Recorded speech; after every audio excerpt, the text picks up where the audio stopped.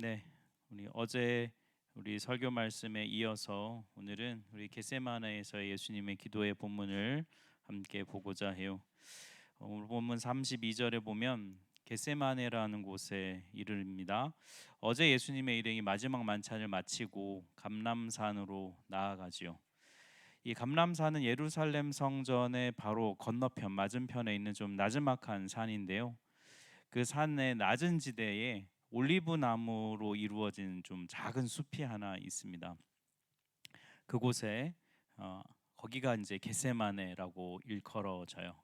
예전에 이스라엘 방문했을 때 겟세마네에 대해서 굉장히 궁금한 마음으로 갔는데 조금 좀 실망했다 그래야 될까? 그러니까 제가 상상했던 모습과 좀 다른, 그냥 올리브 나무 몇 그루 심어져 있는 그런 작은 뜰과 같은 그런 모습이었습니다. 예수님께서 근데 이곳에 오신 이유는 기도하기 위함이에요. 32절부터 34절을 보면은 제자들에게 이르실 때 기도할 동안에 여기 앉아 있으라 이렇게 말씀하셨어요. 그런데 여기 말씀을 좀 보면 예수님이 제자를 두 그룹으로 나누고 계세요. 1그룹에게는 보니까 여기 앉아 있어라 이렇게 말씀하셨고, 2그룹인 수제자들 베드로, 야고보, 요한 이들을 따로 데리고 조금 떨어진 다른 장소로 가셨는데요. 그들에게는 깨어 있어라 이렇게 좀 다른 말씀을 하셨어요. 굳이 그룹을 나누고 또 나눈 그들에게 다른 말씀을 하신 이유가 무엇일까? 이어지는 33절, 34절을 보면 좀 그 이유를 알 수 있는데요. 이건 같이 합독하겠습니다. 심히 놀라시며 슬퍼하사 말씀하시되 내 마음이 심히 고민하여 죽게 되었으니. 네, 여러분 복음서를 읽어보면 예수님께서 자신의 감정을 막 드러내시는 그런 장면들이 많이 나옵니다. 예수님이 굉장히 화가 나서 막 분노하실 때도 있고요. 또 어떨 때는 정말 안타까운 마음 때문에 막 가슴이 타는 듯한 극률함을 표현하실 때도 있고요. 또 나사로의 그 죽음 앞에서 그 우는 여동생들의 두 명의 모습을 보면서 또 같이 슬퍼하시면서 눈물을 흘리시는 그런 모습도 나옵니다. 근데 복음서에 나오는 대부분의 예수님의 감정의 표현은 대부분 다른 사람들을 향한 것이었어요. 근데 지금은 좀 다릅니다. 오늘 이 33절, 34절에 나오는 예수님의 감정은 오롯이 당신 자신의 적나라한 감정을 다 드러내고 계세요. 소위 말해 여러분, 우리 그 감정의 밑바닥을 다 드러냈다, 감정의 민낯을 다 드러냈다 이런 표현을 쓰는데 바로 이 장면이 그런 장면입니다. 십자가를 앞에 둔 예수님의 이 밑바닥의 감정이 막 다 드러나는 거예요. 근데 예수님께서 이 은밀한 속내를 지금 드러낸 그룹이 누구냐면 두 번째 그룹, 수제자 그룹 베드로와 야고보, 요한에게 이거를 지금 드러내고 계신 거예요. 아마도 정확하진 않지만 1그룹 제자들보다는 이 두 번째 그룹 제자들에게 이거를 드러내기를 원하셨던 것 같아요. 왜냐하면 이 수제자 그룹인 3명은 지난 3년간 지속적으로 예수님과 함께 다녔고, 또 이들에게는 별도로 예수님이 변화산에 올라가서 자신의 다른 모습도 막 보여주시고 할 만큼 좀 더 예수님의 마음을 좀 더 잘 이해하고, 좀 더 공감하고, 다른 제자들보다는 그래도 좀 더 예수님에 대한 좀 마음도 더 컸던 그런 사람들이었기 때문에 예수님께서 이렇게 하시지 않았을까 이렇게 좀 추정을 해봐요.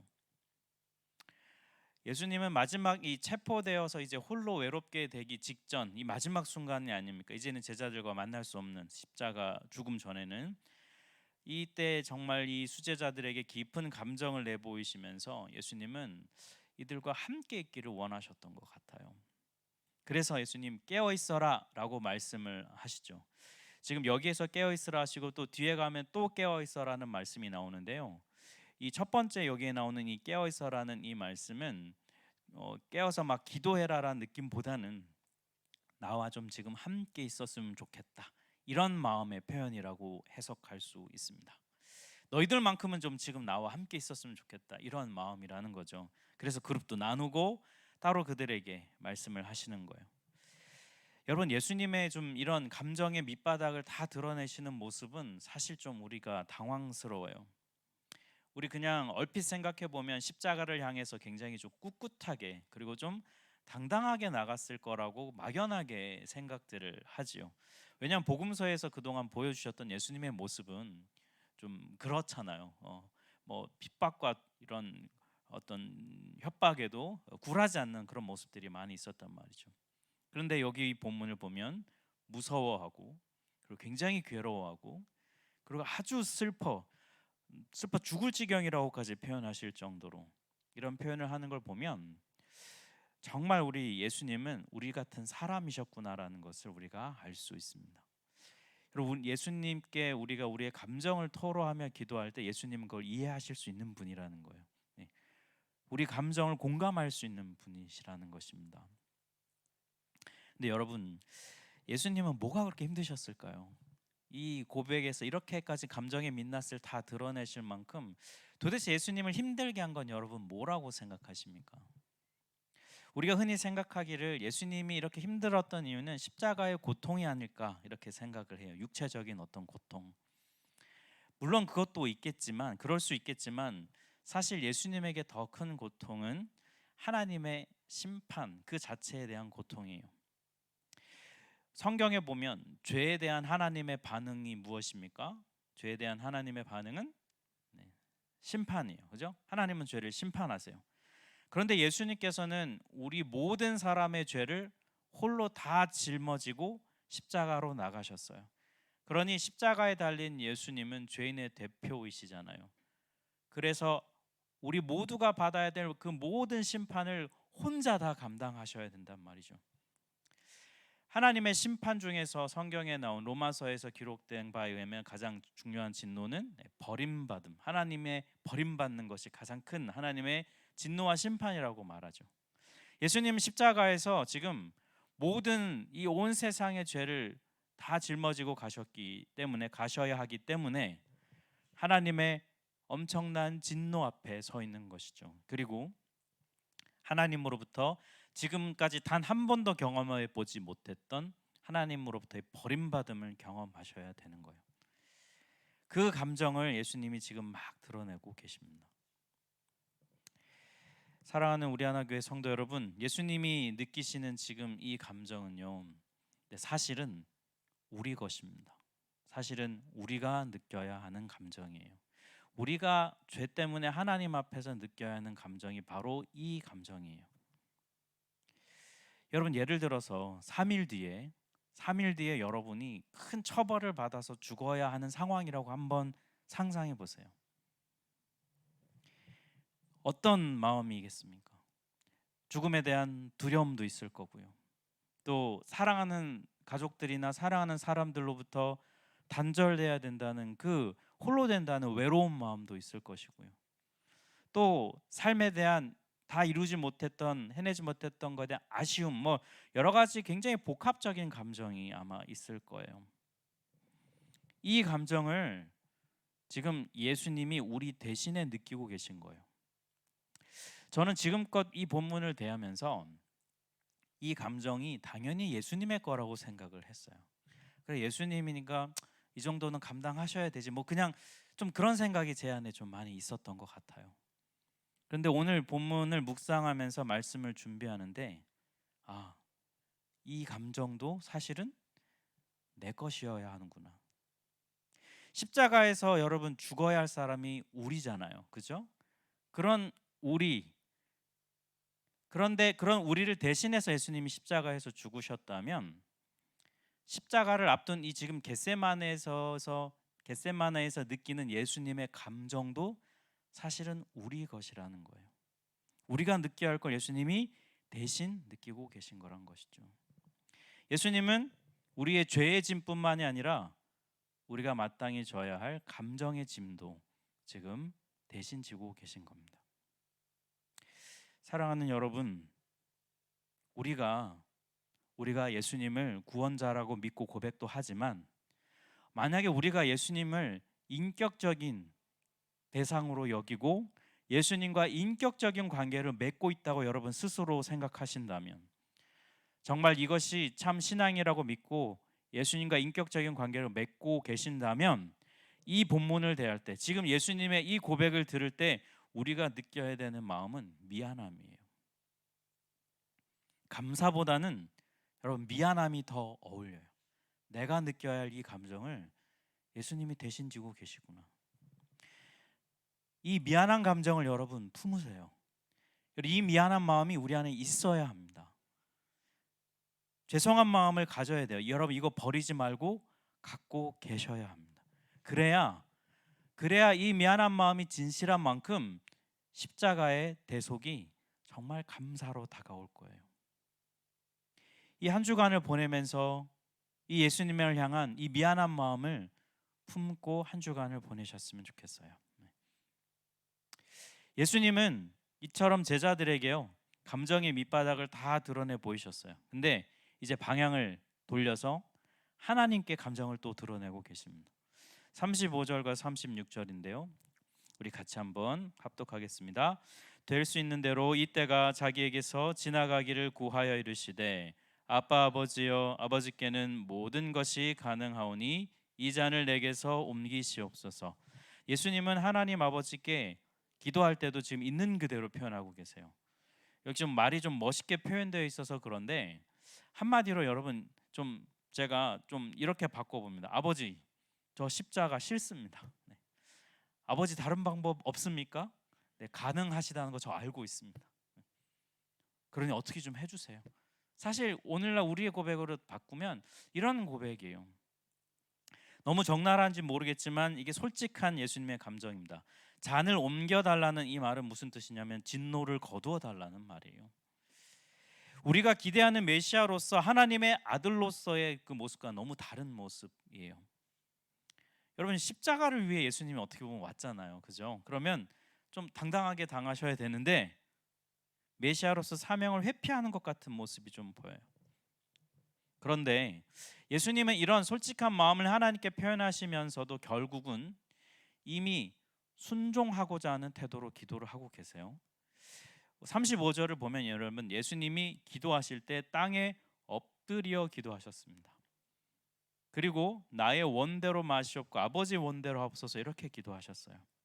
기도하는 자세가 어떠셨냐면 땅에 엎드리셨어요. 이렇게. 네. 여러분 우리도 간혹 엎드려서 기도할 때가 있는데 여러분 언제 엎드려 기도하십니까? 우린 졸릴 때 엎드려서 기도하잖아요. 네. 피곤할 때. 여러분 그 가톨릭 사제들이 마지막에 서품을 받을 때 사제가 될 때 기도하는 장면 혹시 보신 적 있습니까? 완전히 땅바닥에 엎드려요. 네. 십자가 모양으로 팔을 벌리고 완전히 땅바닥에 엎드려서 그렇게 서품을 받습니다. 하나님께 완전히 순종하고 순복하게 자기 자신을 완전히 드린다는 그 순명을 받아들이겠다는 그 의미로 엎드려 기도하는 것. 여러분 당시 유대 사회에서 기도하는 기본 자세가 뭐냐면 이렇게 서서 기도하는 거예요. 서서 기도했는데 종종 하나님께 순종하고자 하는 마음을 담아 기도할 때 이 사람들이 엎드려서 기도하거나 무릎 꿇어서 기도했어요. 그러니까 여러분 이게 강요가 아니라 자발적인 순종으로 지금 하고 있는 것이죠. 이 땅에 엎드려서 기도하셨다는 이것은 예수님께서 자세는 하나님께 순종하겠다는 그 태도가 있다는 걸 볼 수 있고요. 또 기도의 내용이 뭡니까? 내 원대로 마시옵고 아버지 원대로 하십시오. 결국 아버지 뜻대로 순종하겠다는 것이죠. 여러분 예수님의 이 기도의 태도와 이 내용을 통해 이 정직한 감정을 토로하는 모습을 통해 여러분 우리가 뭘 알 수 있겠습니까? 예수님의 기도는요 처음부터 끝까지 다 정직한 기도였다는 거예요. 앞서서 십자가가 너무 싫고 무서워서 하나님의 진노를 피하고 싶은 것도 예수님의 진심이에요. 그렇지만 동시에 하나님의 뜻이라면 기꺼이 그 자리에 가겠다는 것도 이것도 예수님의 진심이에요. 감정의 민낯을 다 드러낸 것도 진심이지만 그럼에도 하나님 뜻을 따르겠다고 순종하겠다는 것도 그것도 예수님의 진심이라는 것이죠. 결국 이 정직한 예수님의 기도, 예수님이 이렇게 정직하게 기도하실 수 있었던 그리고 이것이 정말 진심일 수 있었던 이유가 뭐냐면 바로 사랑이기 때문이에요.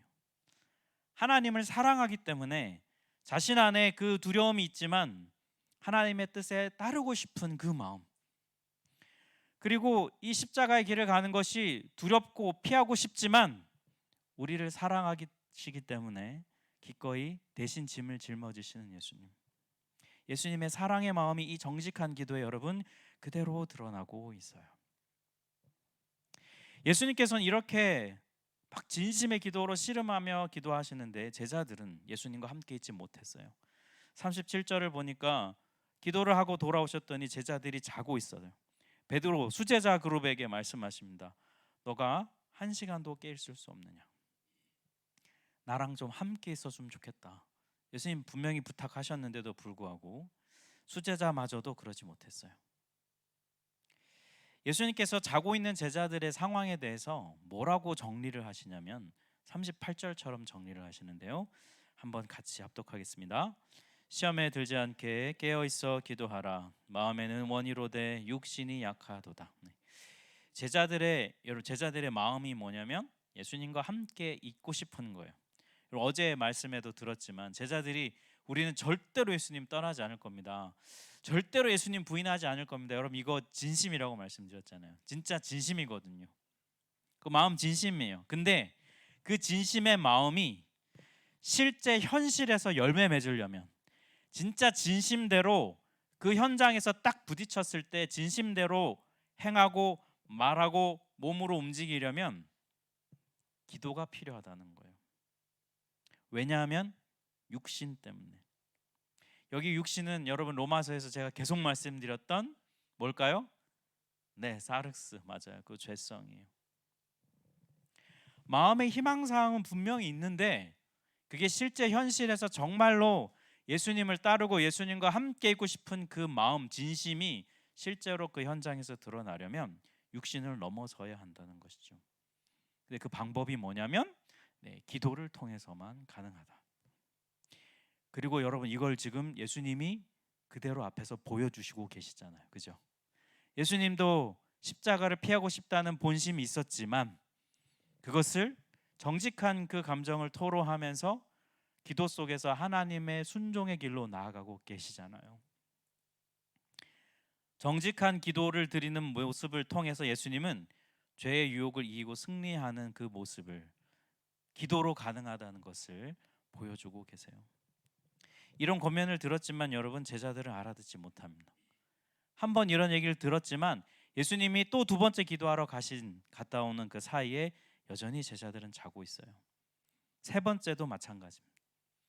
세 번째 갔다 오셔서 예수님이 이렇게 말씀하십니다. 41, 42절인데요. 합독하겠습니다. 세 번째 오사 그들에게 이르시되 이제는 자고시라. 그만 되었다. 때가 되었도다. 보라 인자가 죄인의 손에 팔리느니라. 일어나라 함께 가자. 보라 나를 파는 자가 가까이 왔느니라. 제자들이 아직도 미처 깨닫지 못합니다. 그 앞절에 보면 제자들이 눈꺼풀이 내려온다. 그리고 도대체 뭐라고 말을 해야 될지 알지 못한다. 여러분 그게 육체적으로 피곤한 모습을 보여주는 것이기도 하지만 마가복음에서 계속적으로 얘기하는 모습을 보면 결국은 뭘 의미하냐면 제자들의 깨닫지 못함, 제자들의 영적인 무지함이라는 거예요. 때가 왔는데도요 모릅니다. 아마 여러분 제자들은 예수님이 나 십자가에 달려 죽을 거야 라는 이 예고가 이렇게 빨리 올 거라고 또 이렇게 갑작스럽게 올 거라고 아마 미처 예상을 못했던 것 같아요. 아마 진짜로 잘 알았더라면 이러지는 않았을 것 같거든요. 근데 마가복음 내내 보여주는 제자들의 모습은 영적인 무지함이에요. 그리고 마지막에 예수님이 만찬도 베풀어 주시고 또 요한복음에 보면 발도 씻어 주시고 그리고 가룟 유다의 배신도 예언하시고 베드로의 세 번 부인도 막 예언하시고 여러분 이런 분위기를 보면 깨달아야 알아야 되잖아요. 아 지금 뭔가 분위기가 심상치 않다. 근데 제자들은 깨닫지 못합니다. 그럼에도 불구하고 예수님 말씀하시고 일어나라 함께 가자 말씀하시면서 십자가를 향해 굳게 나아가는 결단의 말씀을 하고 계세요. 사랑하는 성도 여러분, 오늘 이 본문에서 우리는 정직한 기도를 통해서 십자가를 피하고 싶은 그 유혹을 이기고 하나님의 뜻을 따라 끝까지 가시는 그 예수님을 우리는 만나요. 정직한 감정을 토로하며 하나님께 자신을 맡기시는 이 예수님의 모습은요, 우리가 좀 그동안 들어왔던 어떤 그 영화의 주인공이나 영웅들의 마지막 스토리와는 좀 다른 모습이에요. 그렇지만 오히려 그래서 이 예수님 모습은 훨씬 진실됩니다. 그리고 오히려 우리에게도 희망이 돼요. 우리도 예수님처럼 기도하면 연약한 죄성을 품은 육체가 있다 할지라도 우리의 마음은 십자가의 길을 원하지 않는 마음이 분명히 있지만 기도를 통해서 우리를 순종의 길로 하나님이 인도하시리라. 어제도 말씀드렸지만 그 예수님을 꽉 붙들고 있으면 그 길에 가신 예수님께서 우리를 그 자리로 인도해 주시리라. 네. 이 소망을 오늘 본문을 통해 갖게 돼요. 사랑하는 여러분, 예수님은 사랑으로 결국 승리하셨어요. 기도 속에서 하나님을 사랑하고 또 우리를 사랑하셔서 이 십자가의 길로 나아가는 그 승리를 행하셨습니다. 여전히 깨닫지 못하는 제자들처럼 우리도 여러분 영적인 무지함 가운데 있을 때가 너무 많아요. 그러나 예수님은 그런 우리에게 말씀하세요. 일어나라, 함께 가자. 그리고 내가 너희를 인도할 것이다. 어제 말씀한 것처럼 예수님은 우리를 이끌어 주십니다. 이 한 주간을 보내면서 제자들과 같은 모습이 우리 안에 있다면 여러분 깨달으십시오. 우리의 영적인 무지함을 깨트리게 해달라고 기도하십시오. 그리고 내가 져야 할 죄의 짐, 내가 져야 할 감정의 짐도 대신 지시는 그 예수님을 향한 나의 마음은 무엇인지 여러분 정직하게 돌아보십시오. 정말 그 예수님을 향한 미안함, 예수님을 향한 죄송한 마음, 그냥 여러분 기계적인 감사합니다가 아니라 마음 진심에서 우러나오는 인격적인 고백이 내 안에 있는지, 나를 대신해서 십자가의 길을 가신 이 예수님을 통해 예수님을 더 깊이 만납시다. 그래서 내 옆에 깨어 있어 달라, 나와 함께 있어 달라고 하시는 이 예수님의 요청을 외면하지 않고 우리가 함께 마음으로 받아들이고 동행하는 이 한 주간이 되기를 주님의 이름으로 축복합니다. 우리 함께